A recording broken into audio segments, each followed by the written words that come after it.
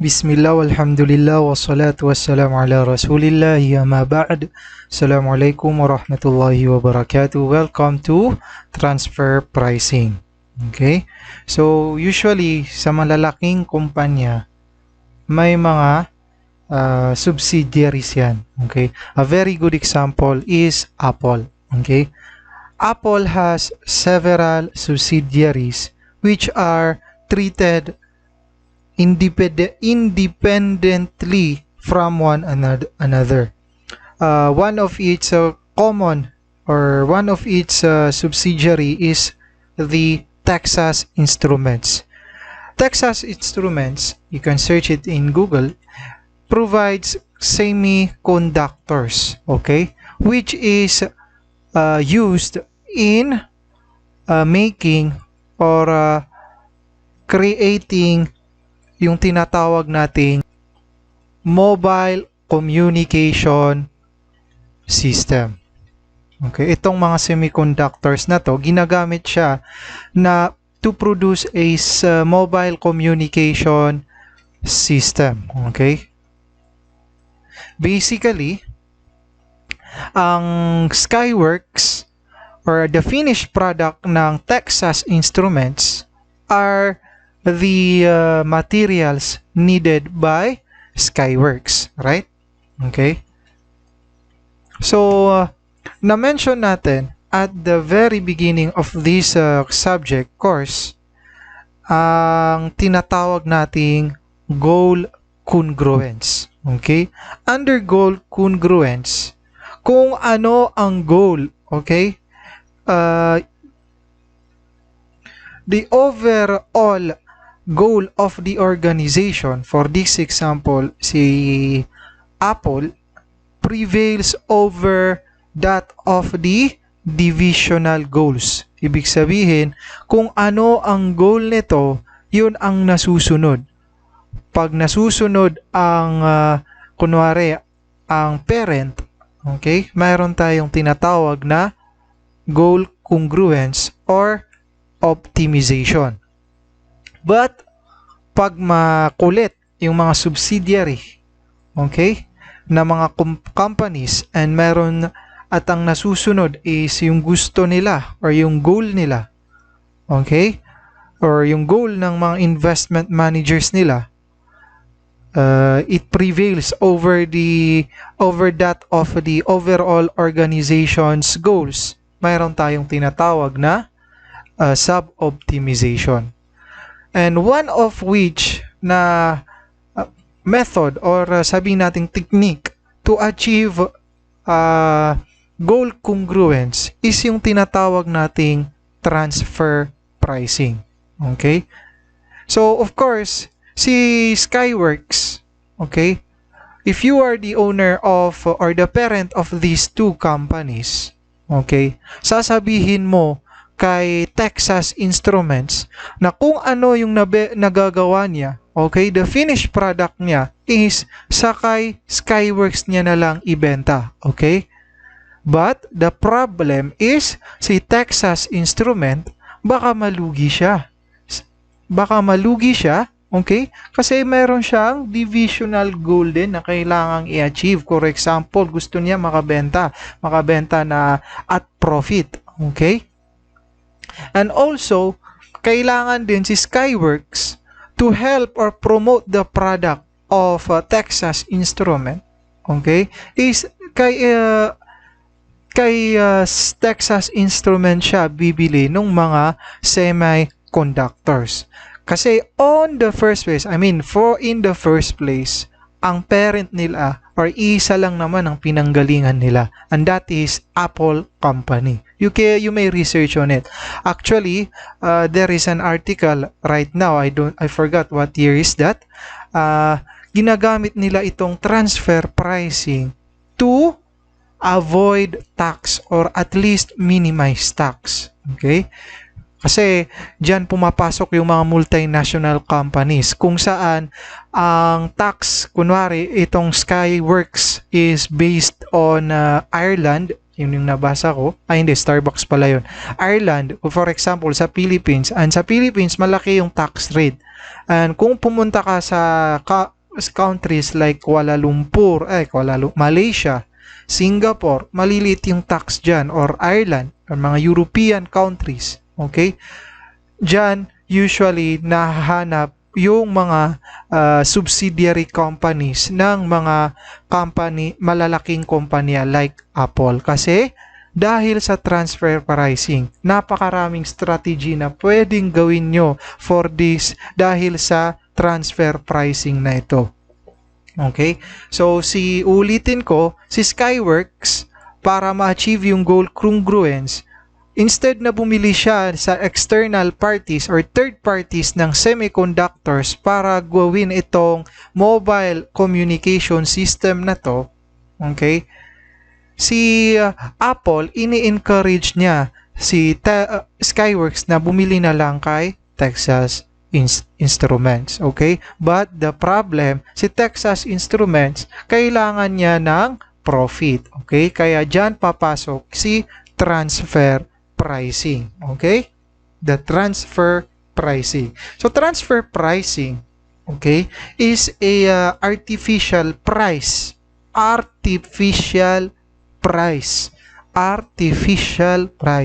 used to record interdivisional transactions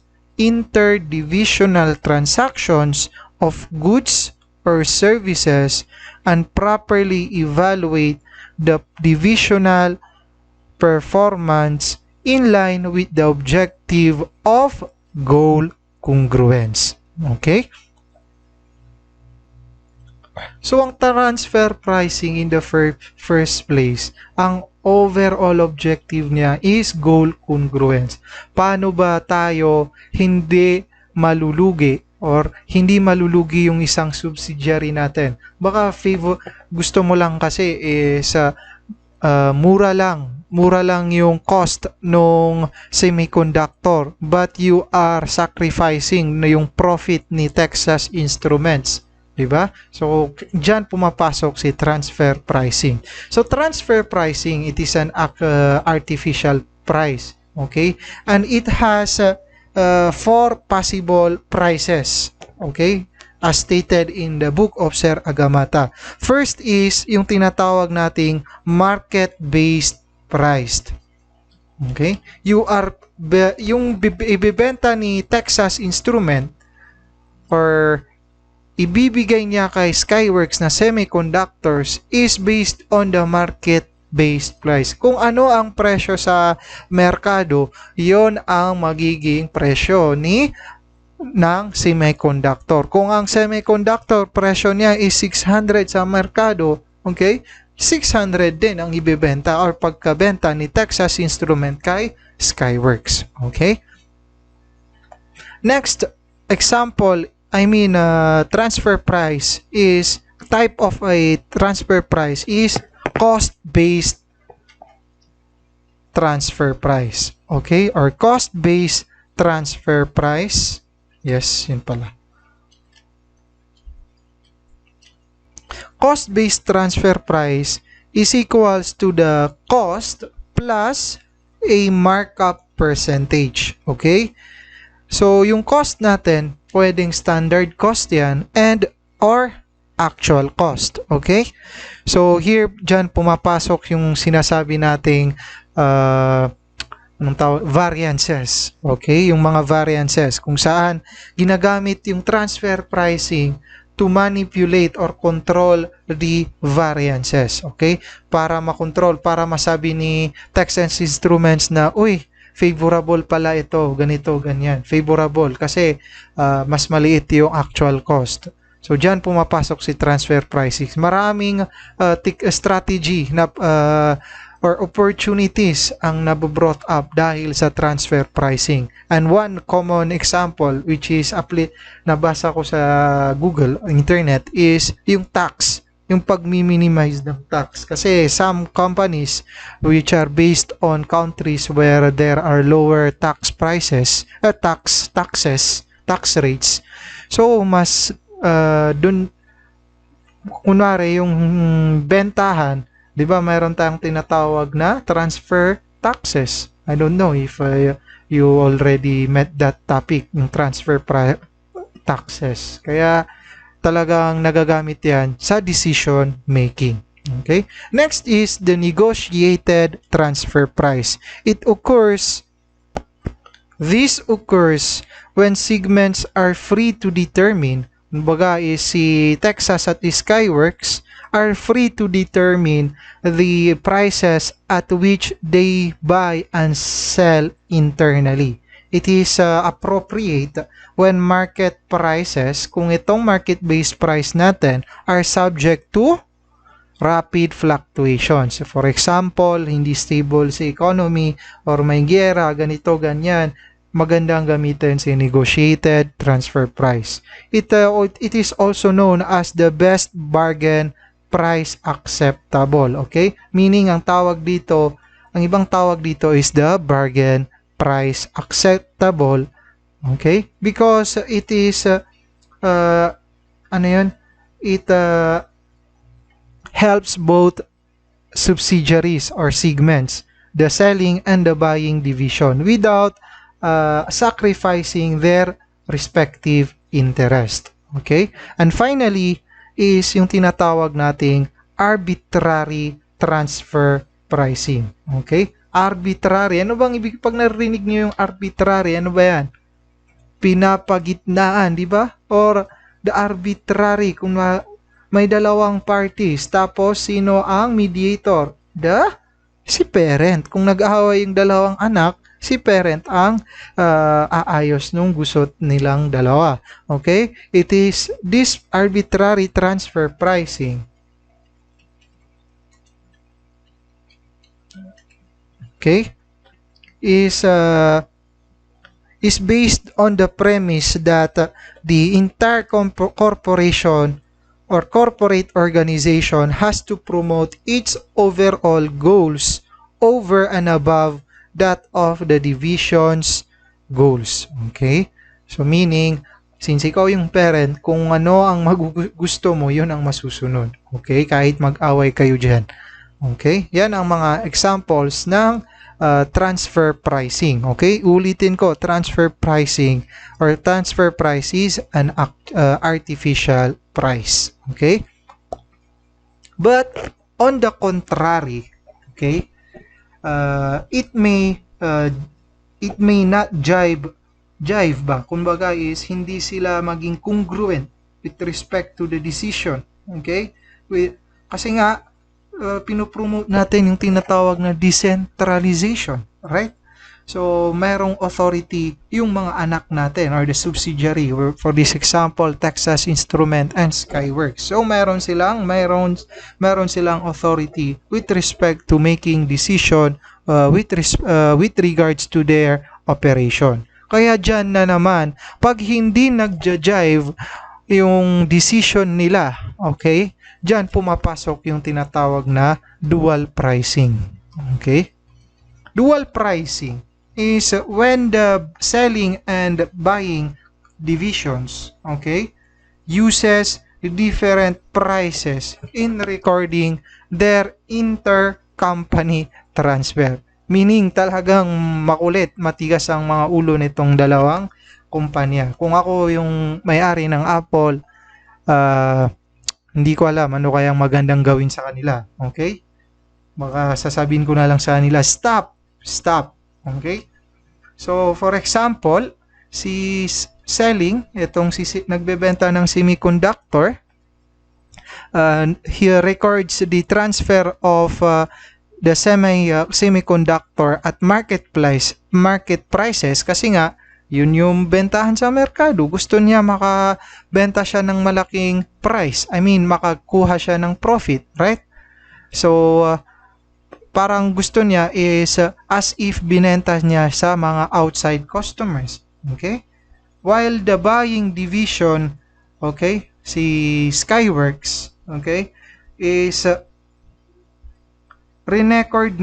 records the purchase at variable cost of production. Kung magkano yung nagasto niya dito, Okay, yung actual variable cost lang, yun lang yung ni-record ni Skyworks. Okay? Ibig sabihin, hindi nag-jive yung decision ng dalawa, which will ultimately affect the parent company. Kasi mayroon tayong tinatawag na consolidated financial statement. So talagang mayayari itong nang tawag dito parent company natin. Not only that, yung performance nung dalawa, okay? Yung dalawang performance nitong dalawa, okay? Let's say mamamanipulate, okay? Kasi lahat maganda, okay? Lahat favorable yung ginawa nila, favorable sa kanila, favorable sa kanila. Where in fact, ang dapat mangyari is balance, favorable and both unfavorable sa both divisions, okay? Kasi kailangan nilang mag-meet at the meet in between. So, yan ang mga dual pricing. Nangyayari si dual pricing when it does not, yung decision ng dalawang division managers does not jive well. Okay? So, anyway, transfer pricing policy is normally set by the top management, of course. The segment's goal is also relevant, but the overall goal of the organization is paramount. Okay? Paramount meaning yun ang pinaka-importante, malaki. Okay? Here is an example of a basic transfer prices problem. Okay? So suppose si Skyworks, okay, nakakabenta or nakakabili siya from an external supplier ng conductors at a price of $80. Okay? And si Texas Instruments produces or nung tawag dito, na-incur niya itong relevant costs na variable production cost na 66 and allocated factory overhead na 15. Okay? So, yun na nga, ang problem is yung transfer pricing. Okay? Magkano niya ibebenta kay from Texas to Skyworks. Okay? So, here I will guide you. I will provide you a step-by-step how to solve this one. So, let's start with market-based priced. Okay? For example, si Texas Instruments daw is benenta niya yung semiconductors niya at a price of $80. Okay? So, anong mangyayari dyan? Okay? So, here. Okay? So, usually, ang first step is to identify who is the seller and who is the buyer here. Okay? So, here, obviously, ang seller natin is si Texas. So, pwedeng lagyan natin kung ng mark. So, S for seller and B for buyer. Okay? Si Skyworks. And Apple Incorporated as, pwedeng lagyan natin P kasi parent. Okay?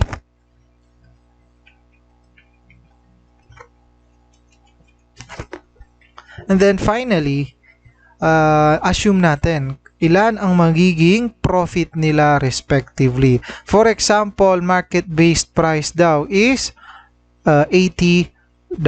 Okay? So here, obviously, transfer price or itong sales natin is equals to 80. Okay? Yan ang presyo niya. Or sales minus cost is equals to profit. Right? Basic. Yan ang gagamitin natin. So here, ang ating transfer price is nandito sa sales. Okay? Nasa sales siya ngayon. Kasi siya yung seller for this case. Okay? So, minus. Ito ang problema. The production cost. Sir, bakit po hindi kasali si 15? Bakit po hindi kasali si 15 na allocated factory overhead? The factory overhead allocated is not considered in the computation of divisional profit for performance purposes because it is not reflective of the controllable performance. Okay? Meaning, hindi yan kasali sa non-controllable performance. Okay? Ibig sabihin, non-controllable itong allocated factory overhead natin. Ang ibig sabihin, non-controllable kasi it does not change regardless of the option to buy the product from an external party or kay Texas Instrument. Okay? Ulitin ko bumili ka man kay Texas Instrument at or sa external supplier, si allocated factory overhead 15 pa rin yan, meaning uncontrollable. So ilalagay lang natin kasi nga transfer pricing to and it is with respect or regards to our performance evaluation. Okay? So here ilalagay lang natin na cost na included dito is 66. Okay? 66. I mean ito 66. So, for a total ng profit na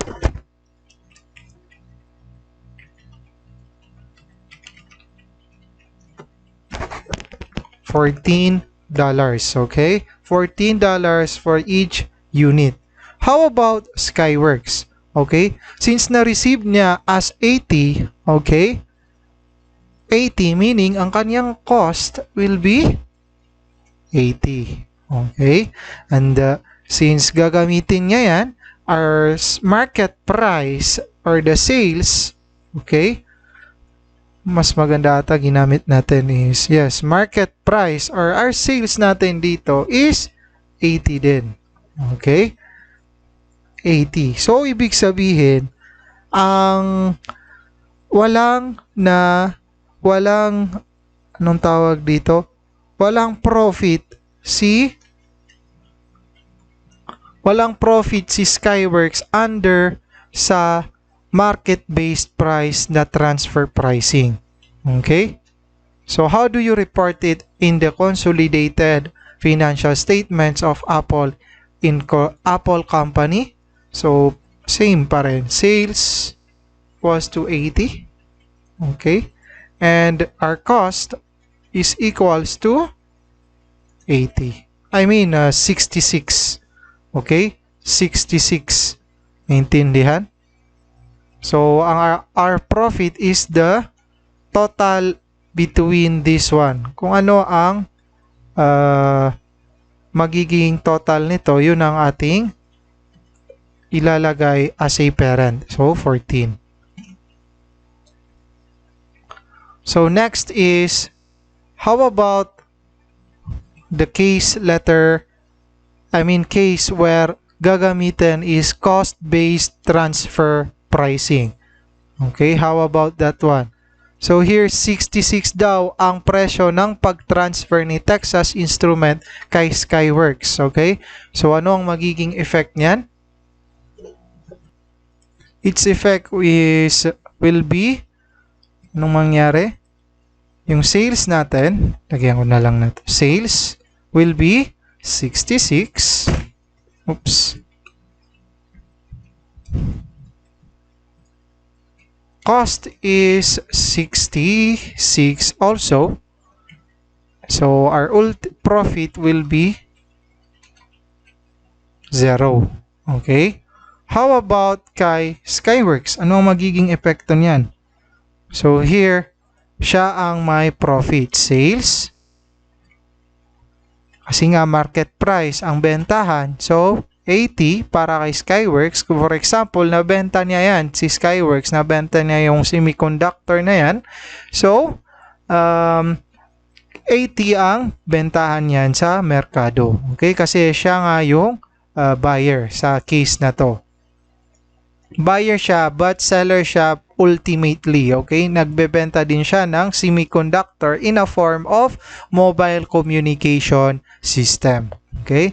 So, here, cost na ilalagay niya is magkano yung na-receive niya from the other divisions. So, just like this, yung kanina, na-receive niya is 80. So, 80 rin dapat yung cost na i-record ni Skyworks. But for this case, 66 lang. Okay? So the profit will be $14. Okay? So as a parent company, ang ire-record mo lang, oops, di nyo pala nakikita. Ang ire-record mo na profit, okay, is the total between these two companies or divisions. So cost 66. So ultimately our profit is 66. So kung mapapansin nyo, this is the simplified version ng the transfer pricing. If you solve more problems, may mamimit kayong iba't ibang itsura ng transfer pricing. Especially dun sa mga problems na multinational level. Talagang marami yon kasi may mga problems din na dalawang beses ma-transfer. Okay? Next example is the negotiated transfer price. Negotiated transfer price meaning may negotiation between these partners. Okay? So usually ang negotiation is unbaga is nag-meet yung dalawang division in the middle. Okay? So paano ba ganito? So for example, ang binigay dito is 73. Okay? Since si Texas Instruments, yung seller, ang sales niya 73. Okay? Ang respective cost niya, hindi yan magbabago. 66 yan. Okay? 66, hindi kasali yung allocated factory overhead kasi non-controllable or uncontrollable cost yan. Okay? And finally, the profit will be $7. Okay? $7 for every semiconductors. And finally, sa Skyworks na gumagawa ng mobile communication system, mabebenta niya yung semiconductor but maybe in different form. Okay? I mean, yung semiconductor, mabebenta niya in a mobile communication system sa merkado na $80. Okay? And of course, yung cost will be how much he received from that respective division. So here, ang lalagay natin is 73. So the profit will be 7 also. So how about si Apple? Sa Apple, hindi pa rin magbabago. Okay? Oops, nagkamali ito. 14 dapat yan. Hindi pa rin magbabago. Kasi nga, i-consolidate lang naman natin yung report nila. Makikita mo na as a Apple, since ikaw naman talaga may-ari nitong dalawa, parent kanila, yung sales is based on the market price and the cost is based on the kung magkano yung pagka-produce nung selling division. For this case, si Texas Instrument. So, hindi pa rin magbabago. So, the profit will be the total of two divisions, okay, $14. Okay? So, yun na nga, pumunta naman tayo. Same is true with arbitrary transfer pricing. Arbitrary, pinagkaiba niya sa negotiated is nag-negotiate yung dalawang parties, okay? Whereas sa arbitrary is pumasok na yung tatay or yung parent. Siya na yung umayos sa price. Okay? Sabi niya, ibenta mo na lang sa kanya ng $672. Ganito, ganyan. Okay? How about dual pricing? Dual pricing is when usually, kasi nga dual pricing, hindi kayo nag-jive. So usually, si seller, ang gusto niya, ito yung mangyari. This one. Okay? Under dual pricing, yung seller, gusto niya mangyari is ganito. Right? Yes, of course. Ito yung gusto niyang mangyari. And as a buyer, si Skyworks, ang gusto mong mangyari is this one. Kasi nga, gusto mo malaki yung profit mo. Mare-record mo na profit. Okay? Si seller, gusto niya malaki yung profit niya by increasing the sales. Okay? Si buyer, si Skyworks, gusto niya malaki yung kanyang profit by decreasing the cost. Okay? In the first place, as a manager, kailangan alam mo yung dalawang way or ways ng pag-increase ng profit. And ultimately, that is to increase your sales or minimize your cost. Okay? So, as a company, as a yun na nga, as a division manager, yan ang gusto mo para maganda yung performance evaluation mo pag nakita nung evaluator. For this case, yung mga managers or yung mga top, yung mga boss natin, di ba? So here, to solve this one, for example, dual pricing, ang gusto niyang mangyari is this naka-highlight ngayon, 80. Okay. Copy paste lang actually natin to. Cost 66. And finally, profit of 14. Sales 80. Cost for Skyworks 66. And finally, the profit is also 14. So does that mean na mag-28 na din dapat yung i-record ni anong tawag dito? Apple? No, of course, hindi magbabago. Okay? Kasi as a parent, ikaw ang aayos. Ikaw ang that is just this one. Ginagawa lang naman nila itong transfer pricing to improve their status or impression nung mga para maganda yung evaluation sa kanila, kaya ginagalingan nila or minamanipulate nila yung evaluation sa kanila. So, part of which is good profit income or malaking income. So, kasali itong transfer pricing na technique. Okay? So, here, sales, same pa rin, 80, cost, 66, and finally, our profit will remain the same as 14. Okay? So, yun lang ang kailangan tandaan with respect to transfer pricing. So, if you have questions, clarifications, you may raise it during our discussions. Of course, this one problem, napaka-basic nito. This is only just you are only scratching the surface of transfer pricing. I mean, overall responsibility accounting and transfer pricing. So please study, read your books, practice problems, okay?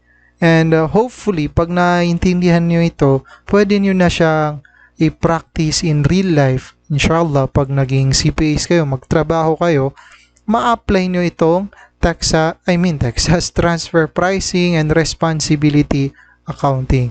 So once again, I end it with the quote of Uncle Ben in Spider-Man: comes great power, comes great responsibility. Subhanakallahumma wa bihamdik, asyhadu an la ilaha illa ant, astaghfiruka wa atubu ilaik. Thank you very much.